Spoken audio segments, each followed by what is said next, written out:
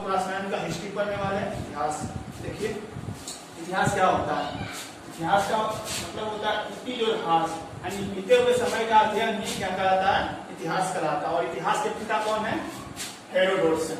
आज हम लोग इतिहास में फर्स्ट चैप्टर हमको वर्ल्ड हिस्ट्री पढ़ना है और वर्ल्ड हिस्ट्री हमको सबसे पहले पढ़ना है भौगोलिक खोज। तो भौगोलिक खोज, आखिर भौगोलिक खोज का जरूरत पड़ा क्यों? लोगों ने खोज करना क्यों किया?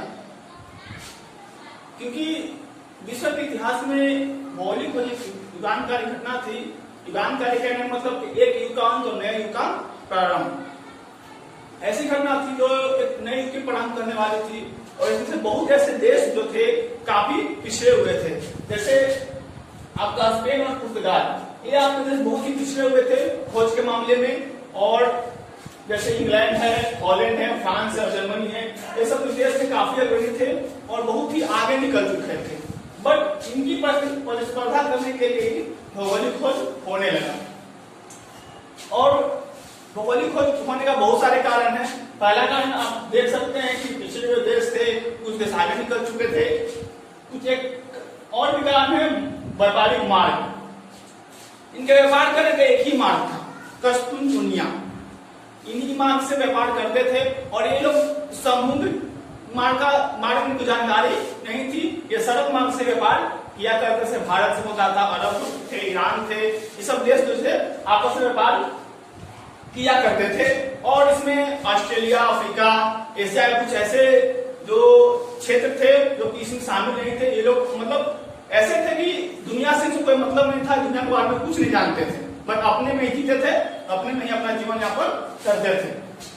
उसी समय एक पुर्तगाली यात्री थे मार्को पोलो, जिन्होंने अपने यात्रा वृत्तांत करने का मतलब उन्होंने जो यात्रा किया और यात्रा में जो घटनाएं घटी, जिन जिन चीजों को देखा, उनको अपनी पुस्तक में वर्णित किया। उसी को यात्रा वृत्तांत करते हैं। और अपनी यात्रा वृत्तांत में उन्होंने भारत के विजयनगर साम्राज्य, जो कि कर्नाटक में है, विजयनगर साम्राज्य, आज उसका अवशेष देखने को मिलता है।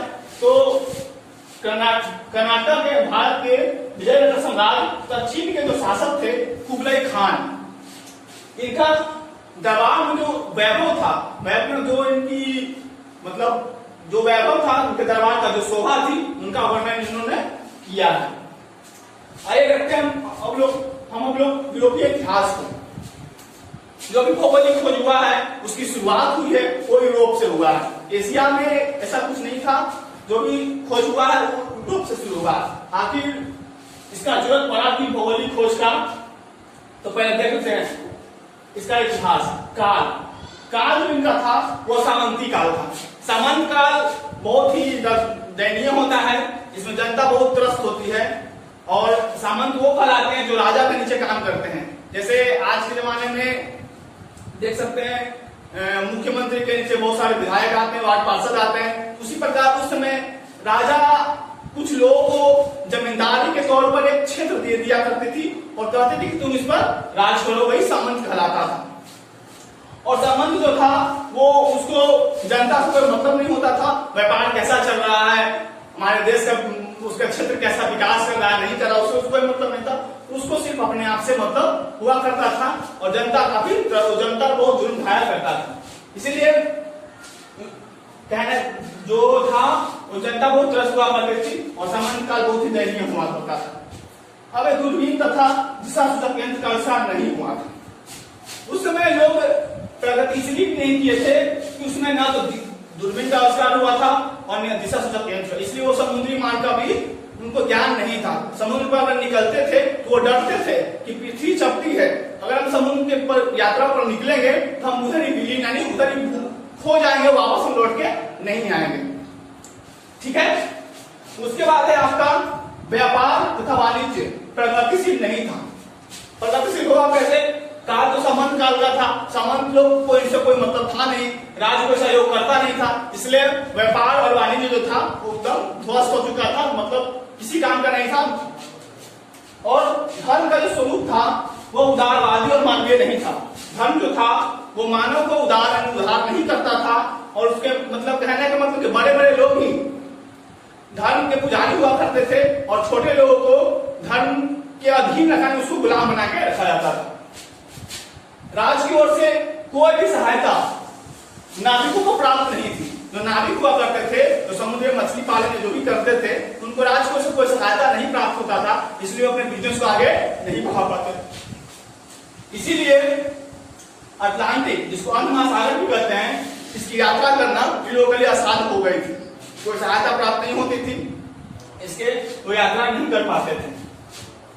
अब देखते हैं भौगोलिक खोज की पृष्ठभूमि। तो भौगोलिक खोज की पृष्ठभूमि तैयार कहां से शुरुआत होता है? तो देखिएगा, इसकी शुरुआत होती है 11वीं से 12वीं सदी में। सदी का मतलब होता है 100 साल। 11वीं सदी कहने का मतलब ये आपका 1100 से लेकर 1099 से लेकर 1100 की सदी को 11वीं सदी कहेंगे, और 12वीं सदी आपका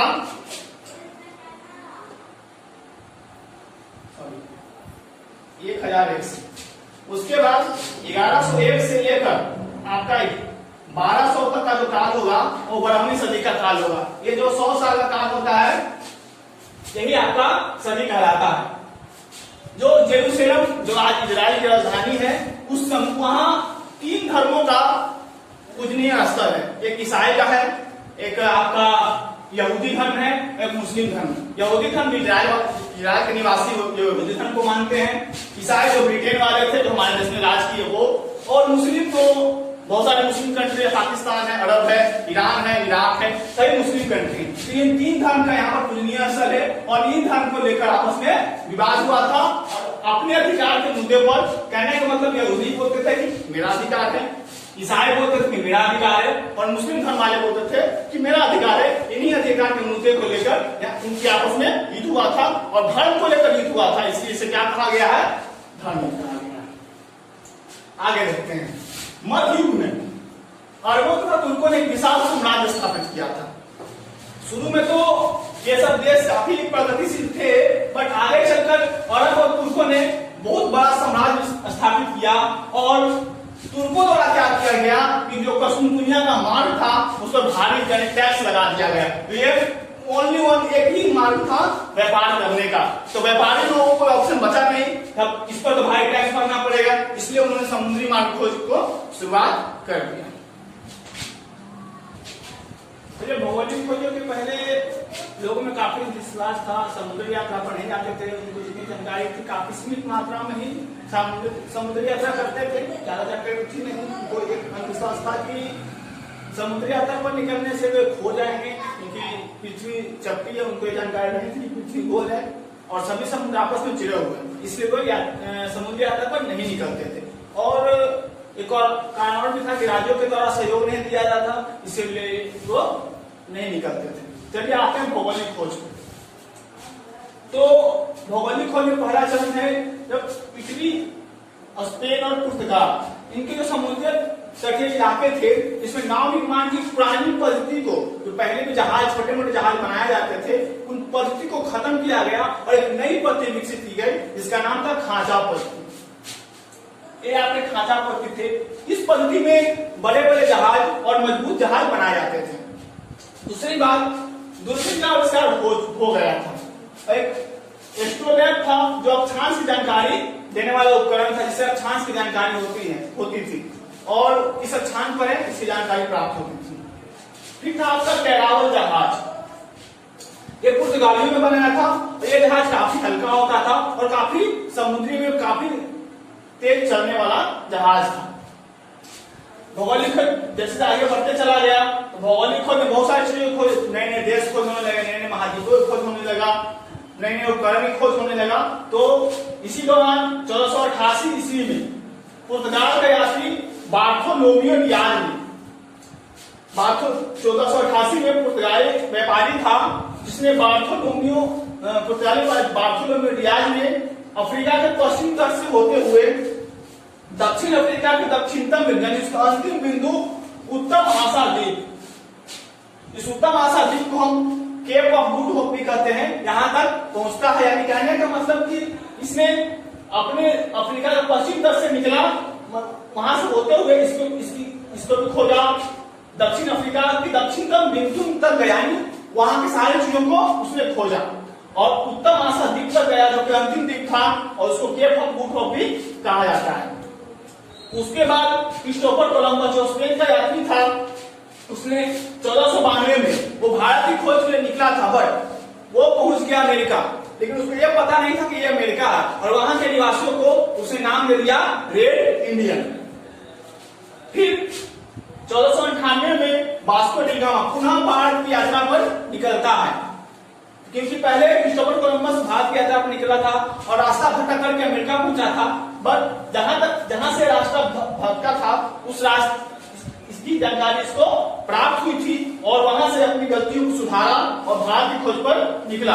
और ये 1498 में इसी उत्तम आशा द्वीप को होते हुए, जिसको केप ऑफ गुड होप भी कहा जाता है, इससे होते हुए और भारत के मालाबार तट जो कि केरल का आज कलिकट तट है आज, और कलिकट का आज नया नाम आज कोझिकोड हो चुका है। इसको आज हम लोग कोझिकोड भी कहते हैं, इसका नया नाम कोझिकोड है।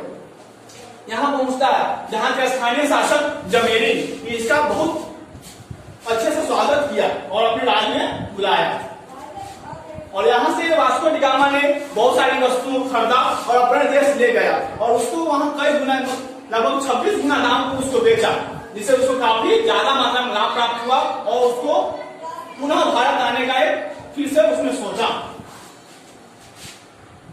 और भारत में इसलिए आसानी से पहुंचा था क्योंकि अफ्रीका में एक अब्दुल मजीद नामक एक व्यक्ति से इसकी मुलाकात हुई थी और इस अब्दुल मजीद ने अफ्रीका से भारत आने का सीधे मार्ग का रास्ता इसको बताया था। इसलिए वास्को डी गामा अफ्रीका से आसानी से और मार्ग उसको पता था, इसलिए आसानी से भारत पहुंच गया।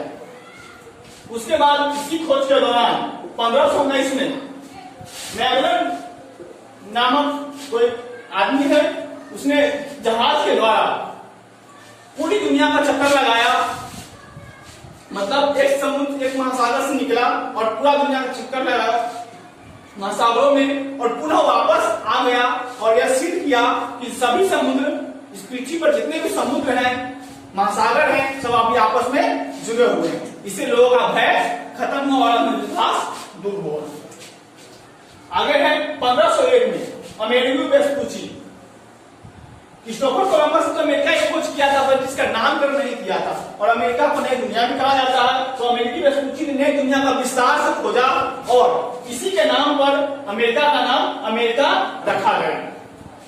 उसके बाद कैप्टन कुक, इसने न्यूजीलैंड के कुछ द्वीपों को खोजा तथा ऑस्ट्रेलिया का भी खोज किया।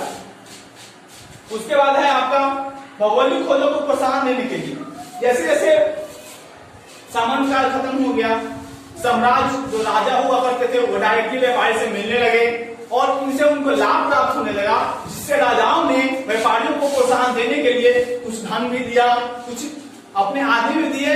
आप मतलब कहने का मतलब व्यापारियों को प्रोत्साहन किया नए नए मार्गों को, समुद्री मार्ग खोलने के लिए, जिससे राजा भी अपना उनको कुछ फायदा था और व्यापारियों को तो फायदा था ही, इसलिए राजाओं ने भी समुद्री मार्ग को खोज करने में प्रोत्साहन दिया, जिसमें यूरोप के अलग अलग देश के शासकों ने काफी महत्वपूर्ण भूमिका निभाई थी, जिसमें पुर्तगाल के राजकुमार हेनरी द नेविगेटर, इसमें दो महत्वपूर्ण हैं आपके पुर्तगाल के राजकुमार जो थे वो हेनरी द नेविगेटर और स्पेन की महारानी इसाबेल।